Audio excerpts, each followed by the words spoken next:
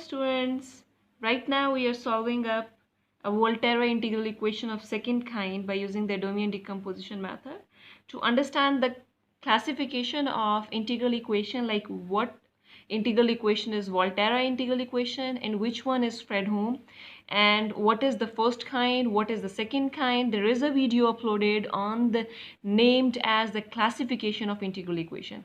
This is just a brief video. You can just have a look, and in some minutes you will be able to understand what is the Volterra, what is Fredholm, and what is first kind and what is second kind.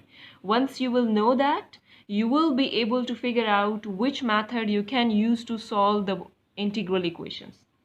So first method that we are starting right now is the Adomian decomposition method, and that is used for Volterra integral equation of second kind, and that can also be used for the Fredholm integral equation. I will just do the Fredholm integral equation in the separate video that will be uploaded after it, this one. So this method cannot be applied on the first kind. You have to, if in your questions you are given with the first kind, you have to convert it first of all into the second kind, and then you can apply the Adomian decomposition method. So let's start it. First of all, mark your this integral equation. This is the Volterra integral equation because its lower limit is constant and upper limit is variable. So this is the Volterra. And it's the second kind because the unknown function is appearing two times, one in the integral sign and one outside the integral sign. Now mark this integral equation as the equation number 1. In the Adomian decomposition method, we need basically here the series of u. So what we are going to use here, using u of x equal sum of series from n is equals to 0 to infinity un of x in equation number 1. So in place of u of x, we are going to replace this one.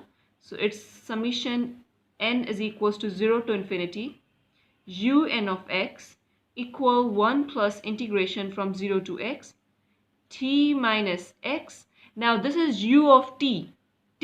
So convert it in the form of t. So this is summation n is equals to 0 to infinity un of t dt. Now let's expand this series. So if we will expand this series, we will get here u0 plus u1 plus u2 plus u3 and up to so on, plus equals to 1 plus integration from 0 to x t minus x, and now take this one, open this. You will get u0 plus u1 plus u2 and up to so on dt. All of these here are depending upon the variable x, and these are depending upon the t. Now you have to compare both sides. Comparing both sides.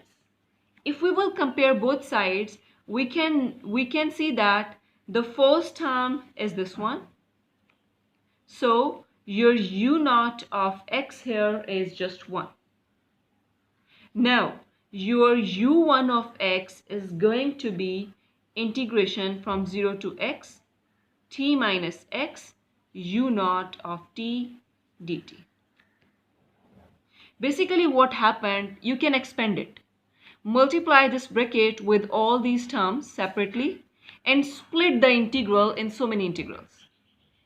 So first term will be compared with the first, second term will be compared with the second, the third integral will be compared with the third term, fourth with the fourth, like that. Now we know that what we have u0, we have u0 as 1, so replace it. So 0 to x t minus x times 1 dt. Now let's integrate it with respect to t. So if we will integrate it with respect to t, we will get here t square by 2 minus the integration is with respect to t, so it's going to be just xt. And the limits of integration are from 0 to x. So these limits of integration are only applicable on the t because the integration is with respect to t. So let's apply the upper limit first and then the lower limit. So it's going to be x square by 2 minus x square for the upper limit, minus here you will just get the 0 for the lower limit. So the final answer that you will get here is minus x squared by 2. Now let's compare the third value. u2 of x is going to be equal integration from 0 to x t minus x u1 of t dt. So it's going to be integration from 0 to x t minus x. Now this is your u1 of x. Replace it with the t to get u1 of t. So it's negative t squared by 2 dt. Now let's take the constant outside.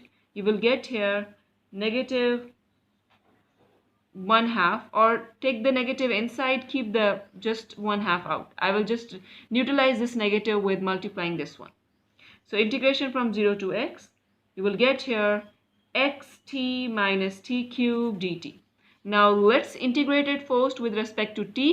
So we'll get here 1/2 xt cubed, because it's xt square, divided by 3 minus t4 divided by 4, and integration is from 0 to x.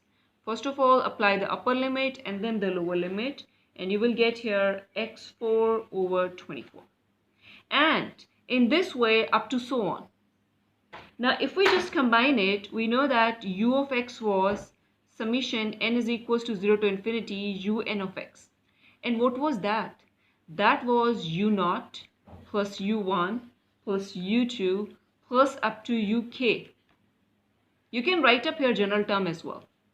Now what was our u0? Our u0 was 1 minus x squared by 2, and u1 was, u0 was 1. Then your next term was x squared by 2, and then your third term is x4 by 24, and up to so on. Now we know that we can just summarize this series as u of x equal 1 minus x squared by 2 factorial. We can write it this way, plus x4 by 4 factorial, and up to so on. 4 factorial is 24.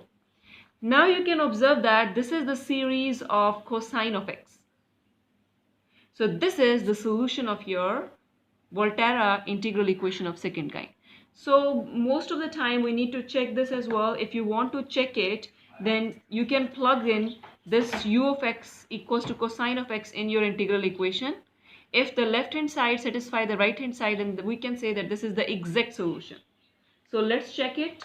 Our question was u of x is 1 plus integration from 0 to x t minus x u of t dt.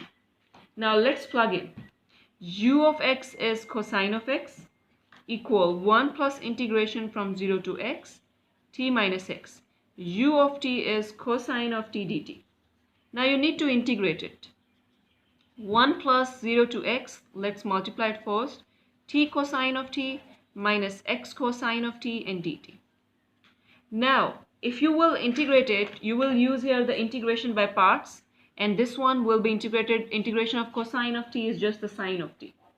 Once you will integrate it, and you will apply the upper limit and the lower limit, the integration of t cosine of t is t sine of t plus cosine of t, and lower limit is 0, upper limit is x, and integration of this function is x sine of t, lower limit is 0, upper limit is x. Once you plug in and you will simplify it, you will get exactly the cosine of x. So since left hand side is equals to right hand side, it means u of x equals to cosine of x is the exact solution of your given integral equation. I hope you understand this Adomian decomposition method for Volterra integral equation of second kind. Next, in the next video, we will do the Adomian decomposition method for Fredholm integral equation.